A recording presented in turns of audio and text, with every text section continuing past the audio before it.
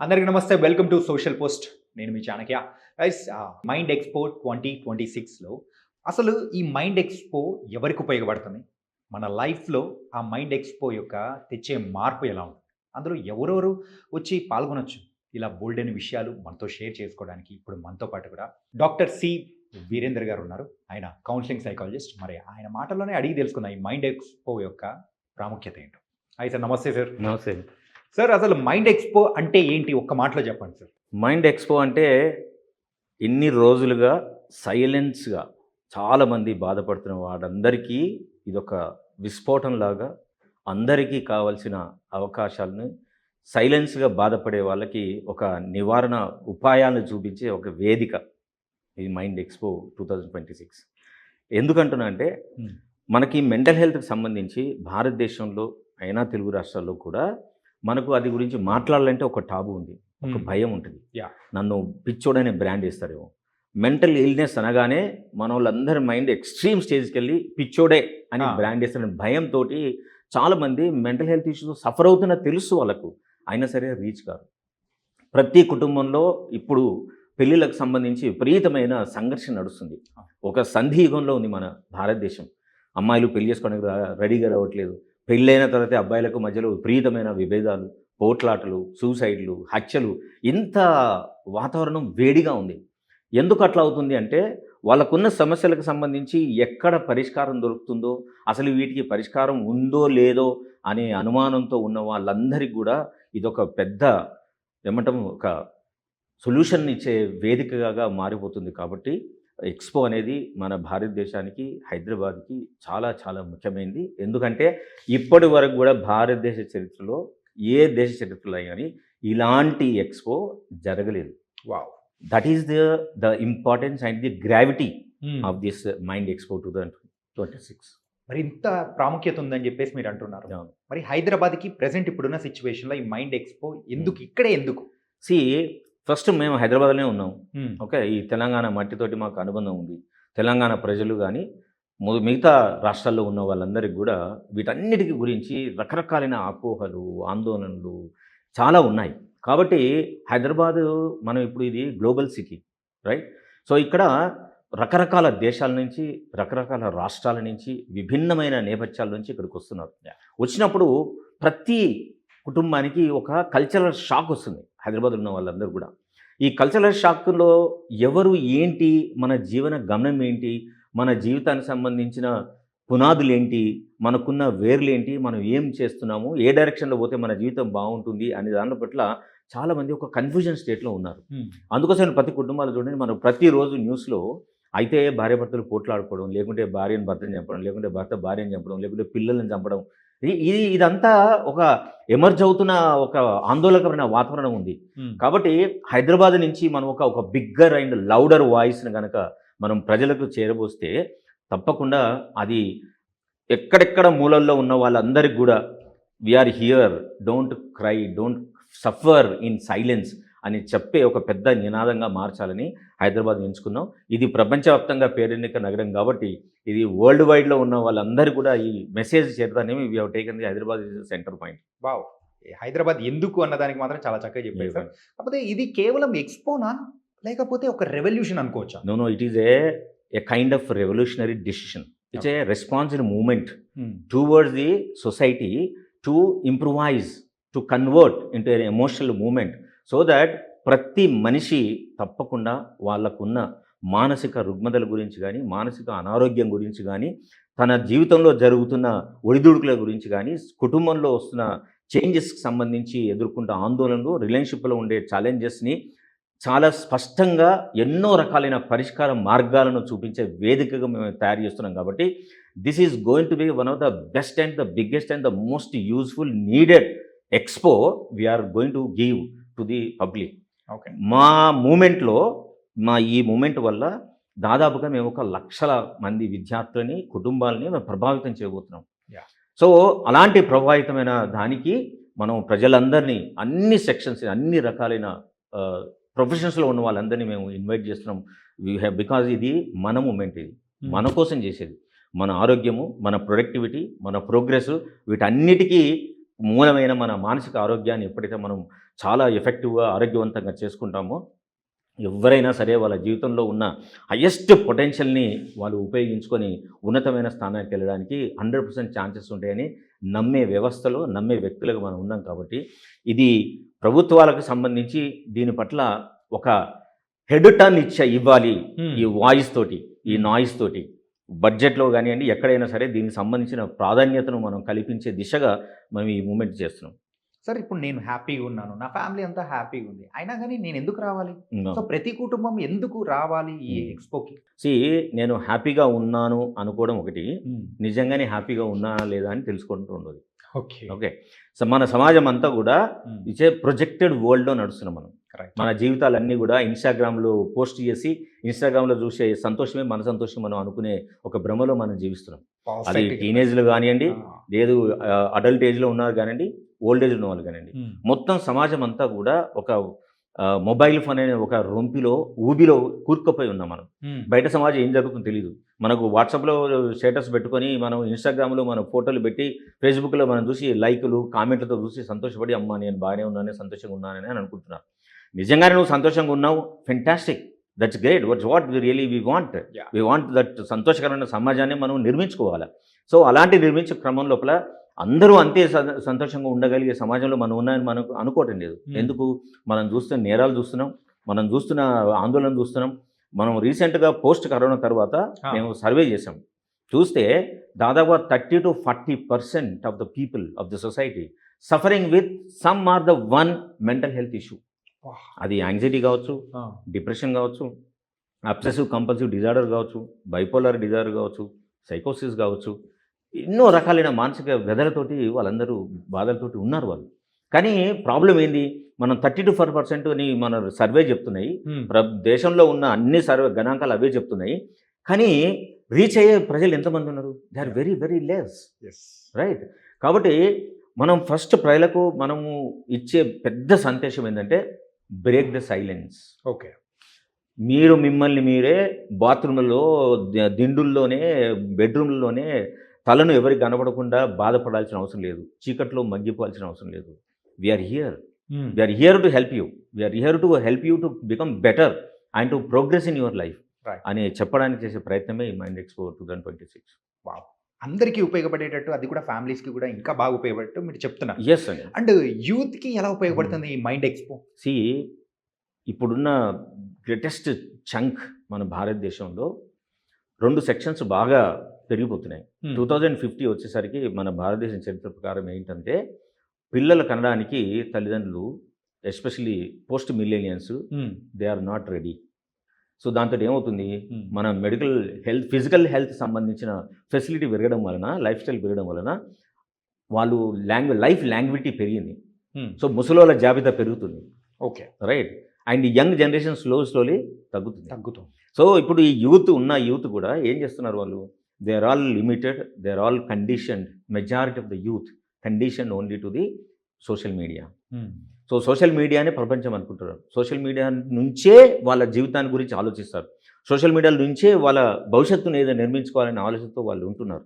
కానీ మీరు ఇక్కడికి వస్తే మీ జీవితానికి కావాల్సిన ఎన్నో రకాల కెరీర్కి సంబంధించిన ఆప్షన్స్, మనము కెరీర్ గైడెన్స్ సంబంధించిన ఎన్ని రకాలైన కెరీర్ చాయిసెస్ మీరు చూసుకోవచ్చు. ఏ రకమైన నైపుణ్యాలు మీలో ఉన్నాయో మేము అసెస్ చేసుకొని, మీ నైపుణ్యాలు, మీ ఆసక్తికి, మీ కమిట్మెంట్కు సంబంధించిన ఏ ప్రొఫెషన్లో వెళ్తే మీరు ఎంత ప్రోగ్రెస్ కావచ్చో వాటికి సంబంధించిన అసెస్మెంట్ జరగడం ఒక పార్ట్. ఓకే, రెండోది మోస్ట్ ఇంపార్టెంట్, ఇప్పుడు యువత సఫర్ అయ్యేది దేని గురించి? Other than career, relationship issues. Exactly sir. ఇప్పుడు పిల్లలు ఎన్నో రకాల పేర్లు పెడుతున్నారు, రైట్? సిచ్యువేషన్షిప్ అంటారు, బెంచ్షిప్ అని అంటారు, యూజింగ్ షిప్ అని అంటున్నారు. సో ఇవన్నీ ఎందుకు పెట్టుకుంటున్నారు అంటే దేని నుంచి పారిపోవడానికి ట్రై చేస్తున్నారు. సో మనము ఈ వేదిక ద్వారా టీనేజ్లో ఉన్న వాళ్ళకు, యంగ్ ఎర్లీ అడల్ట్స్ 20+ ఉన్న వాళ్ళందరికీ కూడా we are going to give a fantastic platform where they can really discuss and understand aware about what exactly relationship means. ప్రేమ అంటే ఏమిటి, ప్రేమలో ఎలాంటి ఎలిమెంట్స్ ఉంటాయి, ఆ ఎలిమెంట్స్ మనం నిర్మించుకోవాలంటే మనం ఎలాంటి కృషి చేయాలి, మనం ఎట్లా మనం వ్యక్తి వికాసంగా ఎదగాలి అనే వాటి గురించి ఒక లార్జ్ స్పెక్ట్రమ్ ఆఫ్ రిలేషన్షిప్ గురించి we are going to give not only awareness talk. మన భారతదేశంలో ఉన్న బెస్ట్ ప్రొఫెషనల్స్ని we are inviting for the talks. Okay. That is one. రెండోది we are doing workshops and also we are going to make them understand. ఇప్పుడు ఒక అమ్మాయి అబ్బాయి ప్రేమించుకుంటున్నారంటే నిజంగానే మీరు ఒక టాక్సిక్ రిలేషన్షిప్లో ఉన్నారా, లేదు ఒక లవబుల్ రిలేషన్షిప్లో ఉన్నారా, ఈ రిలేషన్షిప్ని మనం ఎట్లా అసెస్ చేసుకుంటే మీకు తెలుస్తుంది. మీరు ప్రేమించుకొని పెళ్లి వైపు ప్రయాణం చేయాలంటే మీరు స్పౌజ్ని ఎట్లా చూజ్ చేసుకోవచ్చు. ఓకే. మనం ప్రేమించుకున్నాం కాబట్టి గ్యారంటీ పెళ్లి చేసుకోవాలనే ఒక కండిషన్డ్ థాట్ తోటి మనం పెళ్ళిళ్ళు చేసుకొని గొడవలు పడి మనం దాన్ని చంపుడు దాకా తీసుకెళ్తున్నామా, లేదు ప్రేమించుకోవడాన్ని మనం పెళ్లి వైపు తీసుకోవాలంటే మనం ఎంత రెస్పాన్సిబుల్గా ఉండాలి.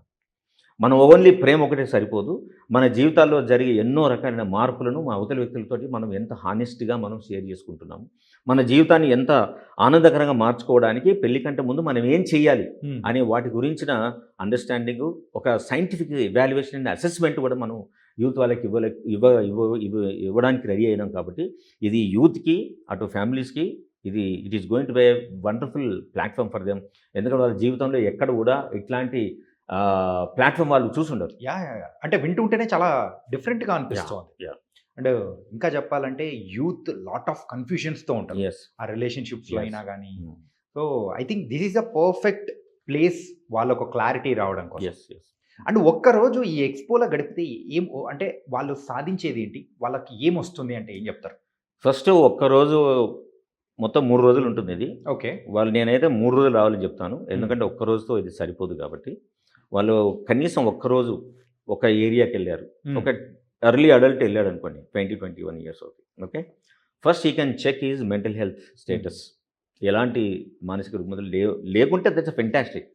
ఉన్నాయా లేదా అని తెలుసుకోవడం ఒకటి. రెండోది ఈ రిలేషన్షిప్కి సంబంధించి, ఓకే, నాకు నిజంగానే సెల్ఫ్ ఎస్టీమ్ ఏ లెవెల్లో ఉంది, నాకు సెల్ఫ్ ఎస్టీమ్ కనుక నేను ఇంప్రూవ్ చేసుకోవడానికి పద్ధతులు ఏమున్నాయి, రైట్. నేను ఎక్కడైనా కానీ ఇప్పుడు యూత్లో సఫర్ అయ్యే వాళ్ళు ఇంకోటి ఏంటి మనం మాట్లాడుకోవాల్సింది మోస్ట్ ఇంపార్టెంట్, ఎందుకు సూసైడ్స్ పెరుగుతున్నాయి భారతదేశంలోను, తెలంగాణలోను, ఆంధ్రప్రదేశ్లోను? Because of the loneliness. So they are suffering with the lot of loneliness.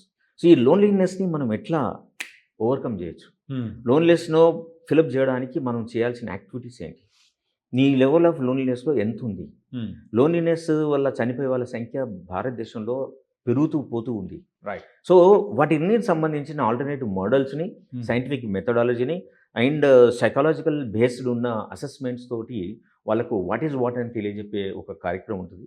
రెండోది అన్నిటికంటే ముఖ్యం ఏంటంటే వాళ్ళకున్న పర్సనాలిటీ తోటి వాళ్ళలో ఎన్ని రకాలైన ఇంటెలిజెన్స్లు ఉన్నాయి, ఏ ఇంటెలిజెన్స్ తోటి వాళ్ళు అనుకున్న కెరీర్ని ఎట్లా బిల్డ్ చేసుకోవచ్చు, రైట్. అండ్ ఆల్సో వాళ్ళు రాబోయే కాలాన్ని ఎంత ప్రొడక్టివ్గా, అంత ప్రోగ్రెస్గా వాళ్ళ జీవితాన్ని మనం నిర్మించుకోవచ్చు. ఇవన్నీ కూడా వాళ్ళకు దేశం నలుమూల నుంచి ప్రొఫెషనల్స్ తోటి వాళ్ళకు ఇంటరాక్షన్ ఉంటుంది. అప్పుడు తప్పకుండా ఇది ఒక హెల్ప్ఫుల్ టూల్ అవుతుంది, వాళ్ళకి ఒక డైరెక్షన్ వస్తుంది, ఒక కంపాస్ జనరేట్ అవుతుంది వాళ్ళ లైఫ్కి. వాళ్ళు రాబోయే 10 సంవత్సరాల కాలం లోపల వాళ్ళ జీవితాన్ని ఎట్లా తీసుకెళ్ళాలి, ఏ వైపులో వెళ్ళాలి, ఎట్లా వెళ్తే వాళ్ళ జీవితం చాలా అనుకున్నంత విధంగా ఎస్టాబ్లిష్ చేసుకోవడానికి this is going to be a very compass for them. అంటే మీరు అన్నది వింటూ ఉంటే కంప్లీట్గా వాళ్ళ జీవితానికి ఒక దిశా నిర్దేశం అనేది కూడా రాబోతుంది. అబ్సల్యూట్గా జీవితాన్ని మార్చగలిగే అవకాశం అనేది ఇక్కడ దొరుకుతుంది. డెఫినెట్లీ దొరుకుతుంది. సో దీన్ని అందుకే మనం ఏమంటున్నాం, ఇది ఒక responsible and social moment. Okay, right. It is going to touch your emotions and make you become more honest in thinking about your self. And also it helps you to progress what really you are looking for into your life, and this is going to show the direction. మానసిక సమస్యల గురించి గొంతెత్తి మాట్లాడే సమయం ఆసనమైంది అనుకోవచ్చా? ఎప్పుడో ఆసనమైంది, కానీ ఇప్పటివరకు అట్లాంటిది రాలేదు కదా. రాలేదు, because we been planning this since long time. Okay.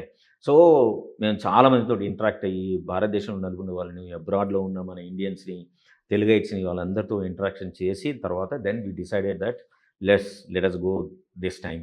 Now we can crack this silence so that చాలా మంది, లక్షల మందికి ఇది ఉపయోగపడబోతుంది అని చెప్పి we started doing it. And మన హైదరాబాదు చాలా విస్తృతంగా వ్యాపిస్తుంది అన్ని రకాలు. ఇప్పుడు కొత్త గవర్నమెంట్ వచ్చింది, ఫ్యూచర్ సిటీ అని అంటున్నాం. That is going to be a new city is going to develop. Earlier Cyberabad లేకుండా Cyberabad we developed it. Okay. So ఇంత వ్యాప్తంగా జరుగుతున్నాడు భారతదేశంలో. The most concentrated most happening city ఏదైనా ఉంటే హైదరాబాద్ అని చెప్తారు ఎవరైనా సరే. ఓకే, ఎందుకంటే దీనికి విశాలంగా ఎంత దూరమైన వ్యాపించగలిగే శక్తి ఉంది ఈ నగరానికి. And also there are no limitations for Hyderabad. Is it not?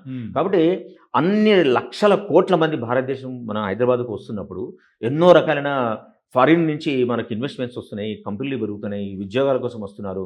So ఉద్యోగాల నుంచి ఒత్తిడి కానీ, కుటుంబంలో ఉంచే డిమాండ్స్ కానీ, వాటిని ఎదుర్కోవడంలో సతమతం అవుతున్నప్పుడు we should show them. Right. మనం ఫిజికల్ హెల్త్కి Hyderabad has become a hub for physical health. Okay, corporate hospital ఉన్నాయి, ఎన్నో రకమంది మెడికల్ టూరిజం జరుగుతూ ఉంది, అండ్ ఎడ్యుకేషనల్ హబ్ ఉంది. ఓకే, అండ్ ఎంటర్టైన్మెంట్ లెవెల్లో కూడా చాలా ప్రోగ్రెస్ అవుతుంది. మనకు ఇంటర్నేషనల్ లెవెల్లో హోటల్స్ ఉన్నాయి, ఎడ్యుకేషన్ ఇన్స్టిట్యూట్స్ ఉన్నాయి, అండ్ మెడికల్ హాస్పిటల్స్ ఉన్నాయి. కానీ మీరు మెంటల్ హెల్త్కి సంబంధించి చూస్తే it is very very low. కాబట్టి this platform is going to become one of the biggest and best and finest helpful mental health care given ప్లాట్ఫామ్గా మారిపోతుంది. కాబట్టి మన భారతదేశానికి, అందులో హైదరాబాద్కి యాజ్ ఆఫ్ నౌ ఇంత విశ్వవ్యాప్తంగా పెరుగుతుంది. కాబట్టి చాలా గొప్పగా ఉన్న మెంటల్ హెల్త్ లెవెల్లో కూడా అంత లెవెల్గా తీసుకుపోవాలనే దానికి this is going to be a foundation stone, and this is going to be a cracking moment for that moment.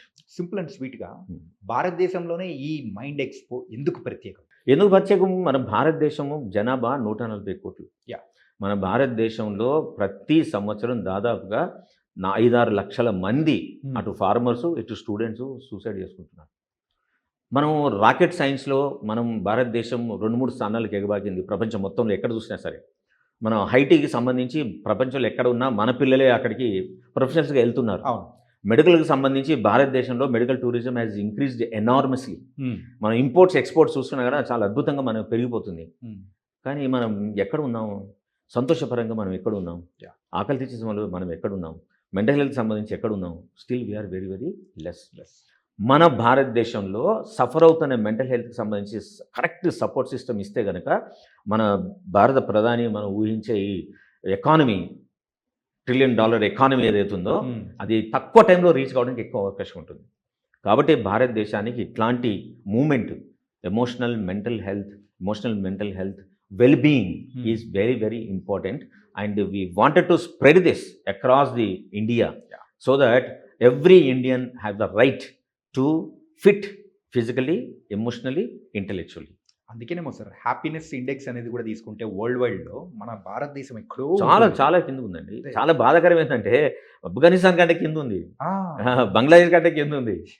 So it is our responsibility. అది చూసినప్పుడల్లా the people like us will really trigger a lot that there lot of things are to do for our country. So మనం అందులో responsibility భాగంగానే మన భారతదేశాన్ని చాలా మానసిక ఆరోగ్యవంత సమాజంగా మార్చడం ఒకటి, భారతదేశంలో ఉన్న వ్యక్తులందరూ సంతోషకరంగా ఉండేటట్టు చేసే ప్రయత్నం రెండోది. దానికోసమే this is the initiative we have taken. It was nice and really అసలు ఈ మైండ్ ఎక్స్పో ఎందుకు మనకి ఇంపార్టెంట్ అనేది కూడా చాలా చక్కగా వివరించారు. Thank you so much sir. Thank you.